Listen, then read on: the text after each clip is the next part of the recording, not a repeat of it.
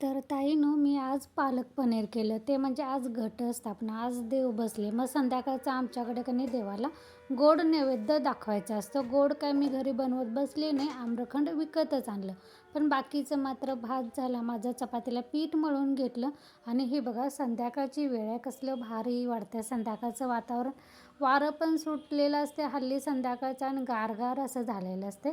तर इथं ह्यांना मी तेच आम्रखंड आणि काही फळं आणायला सांगितली होती. घरची फळं संपली होती, मुलांना काही खायला नव्हतं म्हणून. तर इथे कनी मला पनीर थोडंसं माझं परवाचं शिल्लक होतं, तर म्हटलं कनी ते तेवढंसं पनीर पुरणार नाही म्हणून मी पालकची भाजी आणायला सांगितली होती. तर ह्याने आणलेली ती पालकची पाणी मी कवळी घेतली आणि गरम पाण्यामध्ये 5 मिनिट उकळी आणलं. इथे मी तोपर्यंत कणी कढी पण फोडणीला टाकायची करून घेतली होती. आणि कढी फोडणीला टाकल्यानंतर मी पालकची पेस्ट करून घेतली. त्यानंतर पनीर पण थोडंसं तेलावर परतलं. त्यानंतर त्याच तेलामध्ये जिरा, कस्तुरी मेथी, आलं लसूण पेस्ट, हिरवी मिरची, कांदा, त्यानंतर थोडंसं कढीसाठी हिरवी मिरची वाटण केलं होतं, ती पण थोडीशी शिल्लक होती, ती पण घातली. त्यानंतर टोमॅटोची पेस्ट, धना जिरा पावडर, लाल चटणी आमची, मीठ, थोडंसं साखर, हे सगळं परतून घेतलं.